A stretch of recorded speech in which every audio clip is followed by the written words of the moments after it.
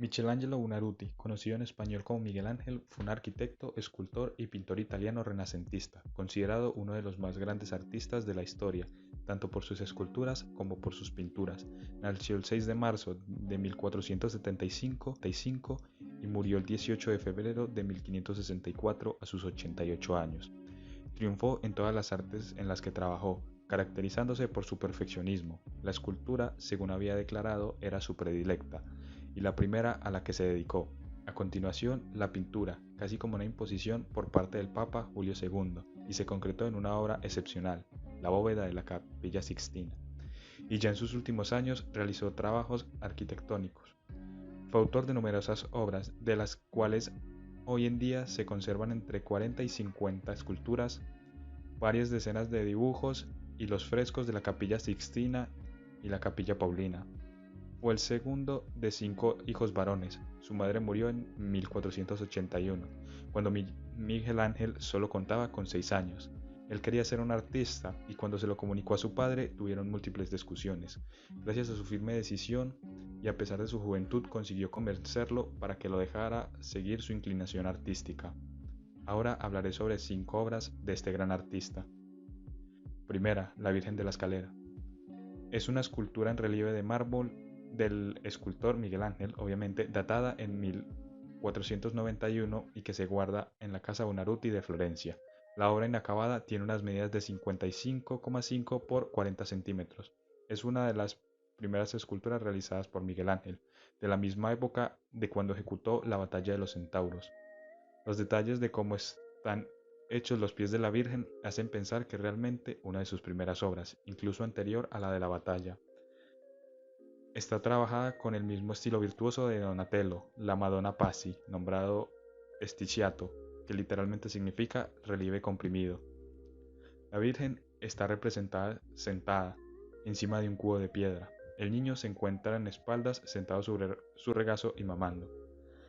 La escalera, puesta en la parte izquierda, se cree que hace referencia a un libro en 1477, libro de la escalera del paraíso, con la metáfora atribuida a San Agustín, por lo que la Virgen se convierte en la escalera para la bajada de Jesús a la tierra y a la vez por la que pueden subir los mortales al cielo. También se cree que los 5 escalones representan las 5 letras del nombre María. Y siguiendo con los símbolos, la piedra cuadrada donde está sentada podría referirse a San Pedro, la roca sobre la que la iglesia fue fundada. Número 2. David. El David es una escultura de mármol blanco de 5 metros de altura y 5.572 kilogramos de masa.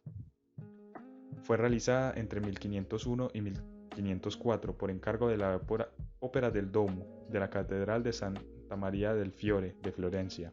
Esta escultura representa al rey David bíblico, en el momento previo a enfrentarse con Goliat, y fue acogida como un símbolo de la República de Florencia frente a la hegemonía de sus derrocados dirigentes, los Medici, y la amenaza de los estados adyacentes, especialmente los estados pontificios.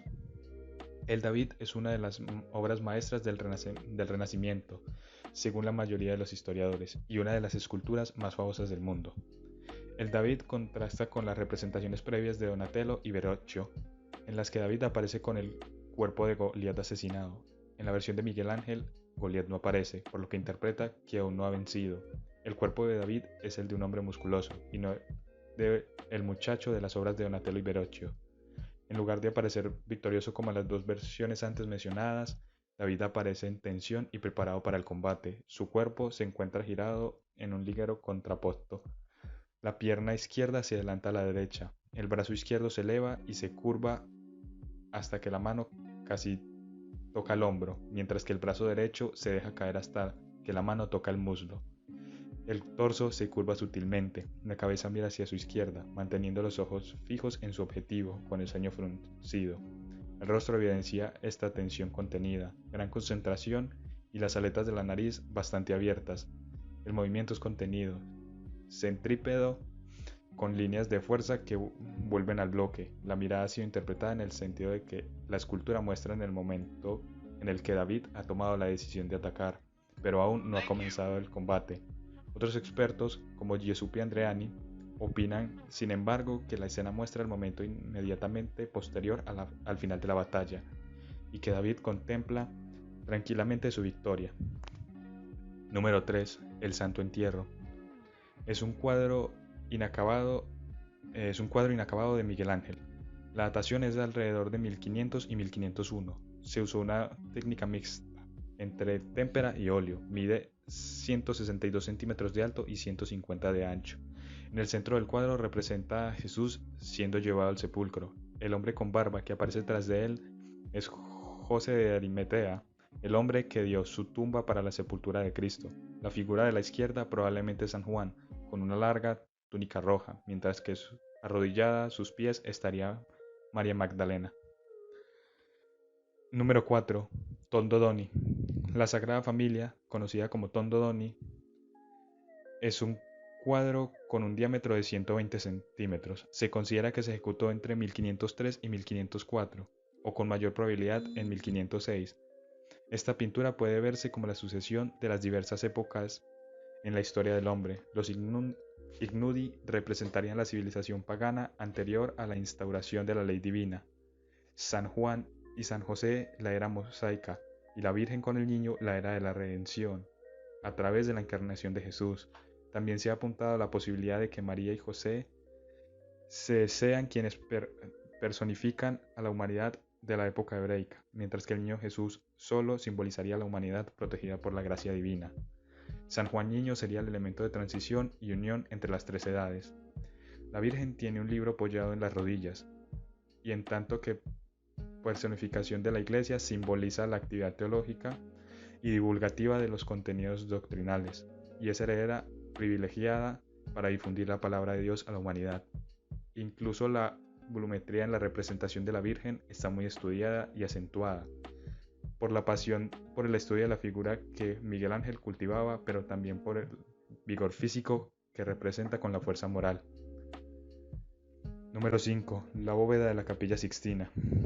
La bóveda de la Capilla Sixtina de Roma es un conjunto de pinturas al fresco realizadas para decorar la bóveda de la Capilla Sixtina en la Ciudad del Vaticano. Fue pintada entre 1508 y 1512 y es una de las obras pictóricas más complejas de toda la historia del arte, encargada por el Papa Julio II para sustituir la pintura que había en aquel momento a base de un fondo azul con estrellas doradas, que había sido realizado por Pier Matteo de Amelia, según la tradición de los templos paleocristianos.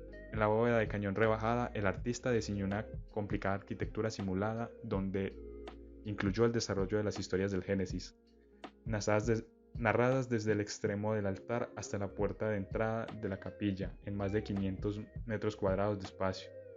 Desde 1508 hasta el otoño de 1512, Miguel Ángel trabajó solo en su realización, sin ayudantes. El 1 de noviembre de 1512 se celebró la primera misa en la capilla, después de acabada la pintura de la bóveda.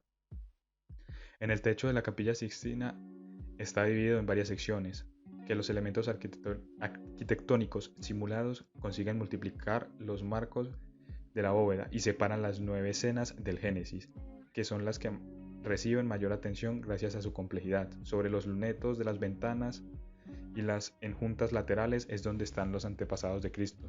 Los triángulos donde se encuentran los tronos de los profetas y síbalas, y finalmente las enjuntas de las esquinas o pechinas donde se encuentran las 4 historias clave de la salvación del pueblo de Dios. Se le da una semblanza gótica a la estructura de la bóveda, pero Miguel Ángel no hizo ninguna crucería diagonal. Solamente los triángulos podrían recordar en algo al estilo gótico. De hecho, se parece más a una nave central de un salón romano o también de un templo románico, organizado en tramos transversales.